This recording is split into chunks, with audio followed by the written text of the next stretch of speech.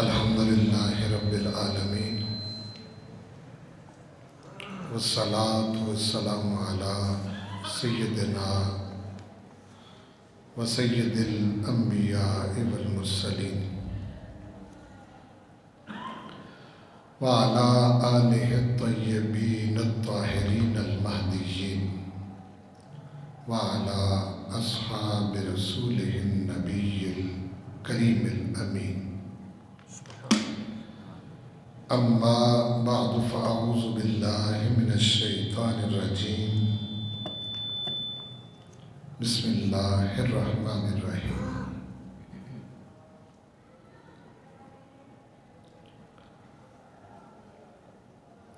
لقد من اللہ علی المؤمنین اذ بعث فیہم رسولا من انفسہم یتلو علیہم آیاتہ ویزکیہم ویعلمہم الکتاب والحکمہ وَإِن كَانُوا مِن قَبْلُ لَفِي ضَلَالٍ مُبِينٍ۔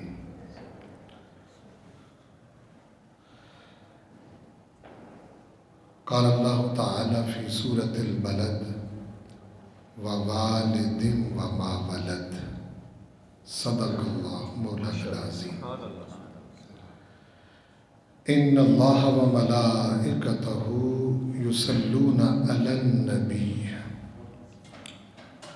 یا ایہا الذین آمنوا صلوا علیہ وسلموا تسلیما والصلاة والسلام علیک یا سیدی یا رسول اللہ وعلی آلک واصحابک یا سیدی یا حبیب اللہ الصلاة والسلام علیک یا سیدی یا شفیع المذنبین وعلی آلک واصحابک یا سیدی یا رحمۃ للعالمین۔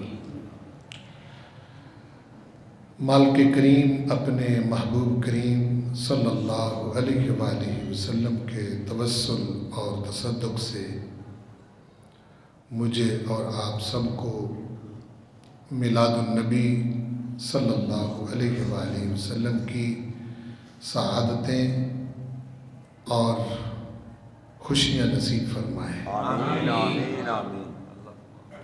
ہم سب کو اپنے آقا کریم صلی اللہ علیہ وآلہ وسلم کی غلامی، محبت، اطاعت اور اتباع میں زندہ رکھیں۔ آمین اسی پر ہم سب کو موت نصیب کریں اور زندگی بھر بے ادبی اور گستاخی سے محفوظ رکھیں۔ آمین۔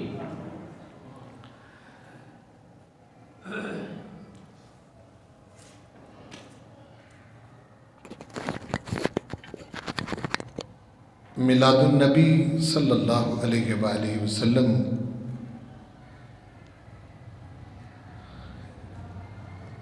کو سیلیبریٹ کرنا، اس کا انعقاد کرنا اور اس کو دل کی خوشی سے منانا، یہ پروردگار کی رضا کا باعث بھی ہے، رسول اکرم صلی اللہ علیہ وسلم کی خوشی کا باعث بھی ہے۔ سبحان اللہ۔ بے شک بے شک۔ بنیادی دو تین باتیں جو ہیں وہ میں نے آپ کے گوش گزار کرنی ہے۔ کوئی مسجع مکفّہ خطاب پہلے بھی ایک دو مرتبہ میں آپ کی خدمت میں حاضر ہو چکا ہوں، آپ جانتے ہیں، اس طرح کا نہیں ہے، بالکل سادی سادی چند باتیں، کوشش کریں گے کہ ہم قرآن مجید کے اندر ہی رہیں اور اسی سے اپنے موقف کو ثابت کرنے کی کوشش کریں۔ آج سوشل میڈیا کا دور ہے، فیس بک پر، یوٹیوب پر، ٹویٹر پر مختلف جو چینلز ہیں اس میں چھوٹے چھوٹے ہر طبقہ ہے فکر کے کلپس جو ہیں وہ آتے رہتے ہیں۔ عوام الناس کسی بھی مسئلے کی روٹ لیول تک، اس کی جڑ تک نہ سمجھنے کی وجہ سے شکوک و شبہات کا شکار بھی ہوتے رہتے ہیں۔ اور بعض اوقات میلاد النبی صلی اللہ علیہ وآلہ وسلم کے منانے والے جو ہیں وہ جب اس طرح کا، چونکہ یہ میڈیا بڑا عام ہے، سوشل میڈیا، وہاں پر جب کوئی کلپ سن لیں اور کسی کا کوئی سٹیٹمنٹ پڑھ لیں، کوئی بیان پڑھ لیں، تو چونکہ وہ خود اس سے واقف نہیں ہوتے، اس بنا پر پھر سب سے پہلا جو مسئلہ بنتا ہے وہ شیطان کی طرف سے، آپ جانتے ہیں کہ وہ وسوسے کا مسئلہ بنتا ہے۔ تو وسوسہ اندازی ایک ایسی شے ہے جو انسان کو سب سے پہلے شک میں مبتلا کرتی ہے، اور شک جو ہے وہ آہستہ آہستہ بڑھ کر پھر عقیدے کی خرابی کا باعث بنتا ہے۔ پھر ہمارے نوجوان جو ہیں وہ اپنے علماء سے آ کے پوچھتے ہیں کہ جی سالہ سال سے ہمارے والدین اور ہم خود بھی میلاد النبی صلی اللہ علیہ وسلم کے حوالے سے اس کو سیلیبریٹ کر رہے ہیں، منا رہے ہیں، جھنڈیاں لگا رہے ہیں، کمکمے لگا رہے ہیں، محافل کر رہے ہیں، اچھا لباس پہنتے ہیں، خوشبو لگاتے ہیں۔ آیا یہ سب کچھ جائز بھی ہے یا نہیں ہے؟ یعنی جب وہ کوئی ایسی بات پڑھتے ہیں، سنتے ہیں، تو پھر وہ علماء سے یہ سوال کرتے ہیں۔ اب آگے جو بیٹھا ہوا عالم ہے، اگر تو وہ اس کی روٹ سے واقف ہے تو پھر تو وہ کوئی بڑا جاندار جواب دے گا جس سے بچے مطمئن ہو جائیں گے۔ لیکن اگر وہ خود بھی بیچارہ اگر اس طرح کا ہے کہ اس کو صحیح اس کی روح کا پتہ نہیں ہے کہ یہ کیوں منایا جاتا ہے، اس کی وجہ کیا ہے اور منانا کیوں ضروری ہے، تو وہ اس الجھے ہوئے بچے کو مزید الجھا دے گا، اور پھر آہستہ آہستہ جو ہے وہ کھسکتا ہوا اس کا عقیدہ خراب ہو جائے گا، اور وہ ساری زندگی کے لیے الجھن کا ہی شکار رہتا ہے، پھر شک نکلتا نہیں ہے۔ یہ مسئلہ ہے جو اگرچہ میرے سامنے بیٹھے ہوئے افراد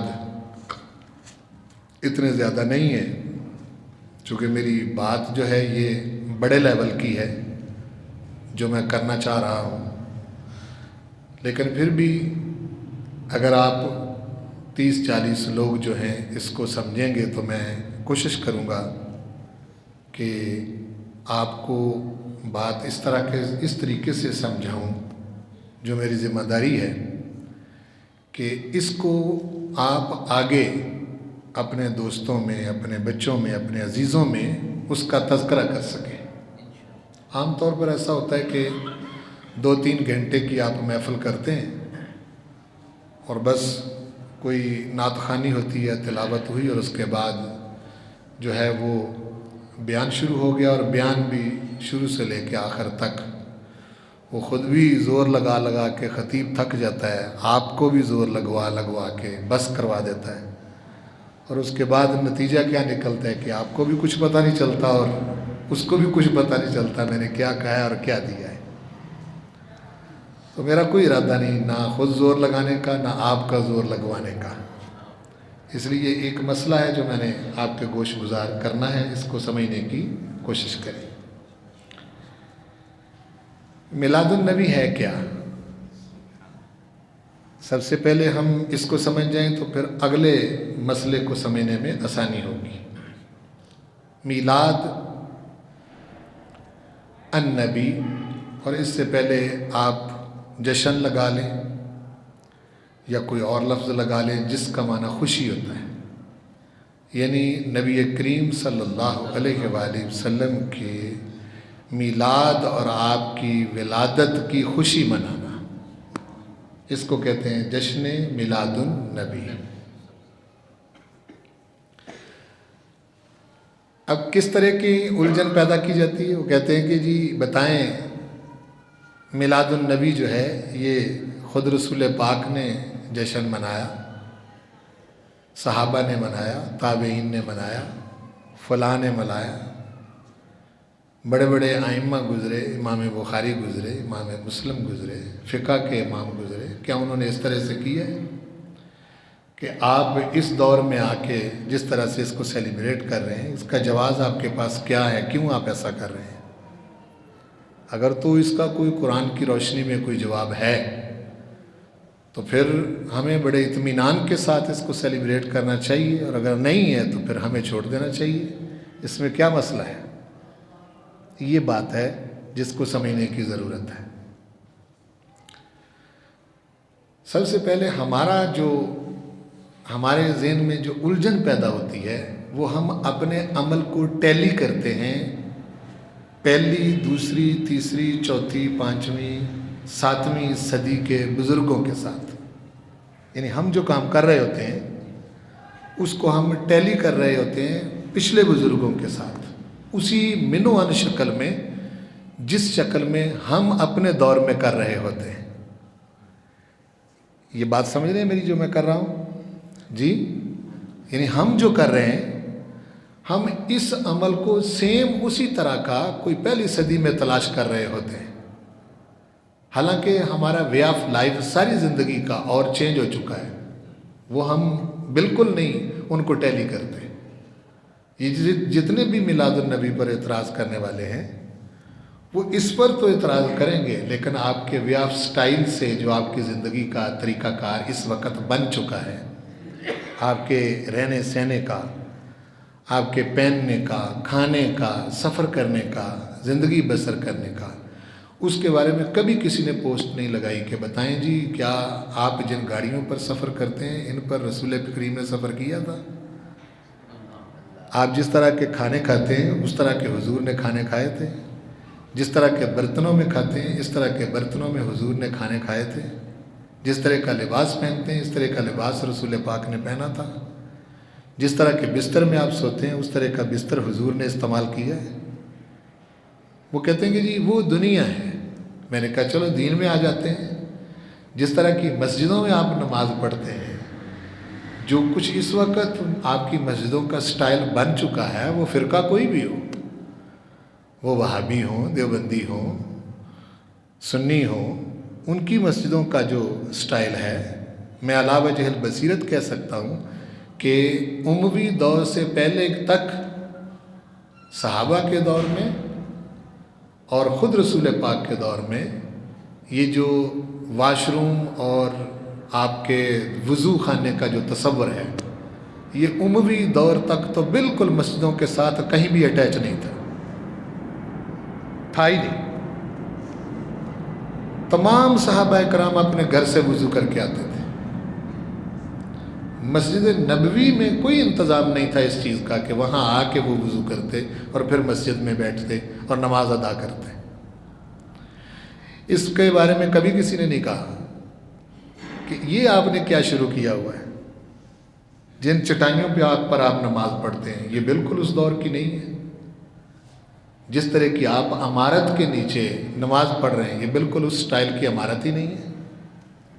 मैं सिर्फ सुन्नियों की मस्जिद की बात नहीं कर रहा, किसी की भी देख लें आप, किसी की भी देख लें।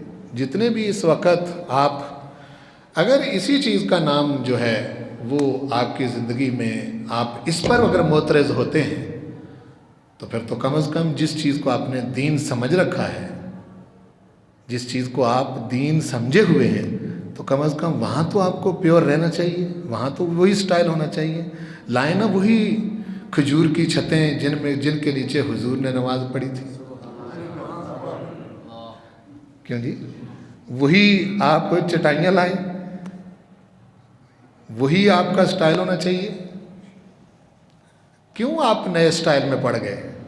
नमाज पढ़ते हैं, आपकी नमाज के नीचे बिदत पड़ी हुई है, ऊपर बिदत है, आगे बिदत है, पीछे बिदत है, दाएं बिदत है, बाएं बिदत है, और सिर्फ नमाज दरमियान में आपकी हो रही है जी? कोई चीज़ है आगे पीछे? कौन सी उस दौर की चीज़ है आपके पास? लिबास आपका वो नहीं है जो हुजूर पहनते थे। रसूल पाक सल्लल्लाहु अलैहि वसल्लम के लिबास के बारे में आप पढ़ें, आपके लिबास हदीसें भरी पड़ी हैं। आप तो مطلب یہ ہے کہ آستین والا کرتا پہنتے تھے اور اس کے لیے یہ بٹن نہیں ہوتے تھے جو اس وقت اس مجلس میں بیٹھے ہوئے ہر شخص نے لگائے ہوئے ہیں. وہ تو کیکر کا ایک کانٹا ہوتا تھا جس کو اوپر لگا کے اس کو بند کر لیتے تھے. اب بتاؤ مجھے کوئی بڑے سے بڑا بندہ جو ہے کس کے پاس اس طرح کا لباس ہے جس طرح کا حضور نے پہنا. سرکار علیہ الصلوۃ والسلام چارپائی پر اور بیڈ پر ساری زندگی نہیں سوئے. میں علاوہ جہل مطالعہ یہ بات کر رہا ہوں. ساری حیات طیبہ میں آپ نے زمین پر آرام فرمایا ہے. اس وقت آپ اپنے لائف سٹائل دیکھیں اپنے گھروں کے, جن مطلب یہ ہے کہ عالی شان قسم کے کراکری کے برتنوں میں آپ کھانا کھاتے ہیں, ان میں سے کوئی کسی ایک برتن میں بھی حضور نے کھانا نہیں کھایا. آخر یہ حضور کے ہی اعمال ہیں نا. کیوں بھائی بولو نا بھائی رسول کریم صلی اللہ علیہ وسلم کے اعمال ہیں. آپ کے پیچھے آپ نے چلنا ہے. سنت آپ کو وہاں سے سمجھ آئے گی. صرف جا کے آپ کا نزلہ گرتا ہے تو میلاد پر گرتا ہے. باقی ہر چیز آپ خود بدعت کے طور پر اپنا چکے ہیں. اور اگر آپ کو اتنی پریشانی ہے کہ نہیں جی وہی چیز ہونی چاہیے, تو آپ اپنے chief of army staff Bajwa صاحب کو خط لکھیں کہ وہ بدر والے ٹوٹے ہوئے تیر لے کے آئے. یہ تم نے کہاں سے میزائل بنا لیے؟ یہ تو نئے دور کی چیز ہے. ٹینکوں کی تو اجازت ہی نہیں ہے. پھر آپ کو پتہ چلے گا کہ انڈیا کے ساتھ مقابلہ ہم کر بھی سکتے ہیں یا نہیں کر سکتے. سمجھ آ رہی ہے نا میری بات کی؟ ایک یہ کیا ہے دورنگی, کبھی کسی جگہ آپ بدعت کرتے بھی جائیں اور آپ بدعتی نہیں. میری بات کو سمجھے, یعنی کم از کم دورنگی تو نہ کرو بھائی. کسی جگہ آپ بدعت کے اندر ڈوبے ہوئے ہیں, ہر چیز آپ کی بدعت بن چکی ہے. میرا ایک شاگرد تھا تو اس کے پاس کوئی بندہ الجھ گیا, وہ بڑا علامہ تھا. تو وہ مجھے کہنے لگا کہ جی وہ مجھے بڑا تنگ کرتا ہے. میں نے کہا چلو اس کو کبھی میرے پاس لے کے آنا. تو وہ آیا تو وہ 125 پہ آیا ہے, ہونڈا پہ سوار ہو کے آیا. اینک اس نے بڑی اچھی لگائی ہوئی, ٹوپی جو ہے وہ جس طرح کی یہ سامنے صاحب بیٹھے ہوئے ہیں پھول بوٹوں والی اس طرح کی پہنی ہوئی, اور سارا کچھ. میں نے کہا کہ بھئی حضرت کو چائے پیش کرو. اچھے سے کپوں میں چائے پیش کی, بسکٹ اچھے سے اس کے سامنے رکھے ہیں جی, نمکین بھی میٹھے بھی ہر طرح کے, اور ٹیبل میں رکھے. تو کہنے لگا کہ جی آپ سے ہمیں اور کوئی مسئلہ نہیں ہے, آپ بدعتی لوگ ہیں جی. میں نے کہا آپ کو ہم میں کیا بدعت نظر آئی ہے؟ کہتے ہیں کہ جی آپ دیکھیں آپ میلاد مناتے ہیں, یہ بدعت ہے. میں نے کہا 125 تو بدعت نہیں نا جی. میں جو اینک لگائی ہوئی ہے یہ تو بدعت نہیں نا. اچھا پھر میں نے کہا یہ جو ٹوپی آپ نے پہنی ہوئی ہے پھول بٹھوں والی یہ تو بدعت نہیں ہے. جس کپ میں میں نے چائے پیش کی آپ نے پی لی ہے جی, خود چائے آپ بدعت پی گئے اور پھر بھی بدعتی نہیں.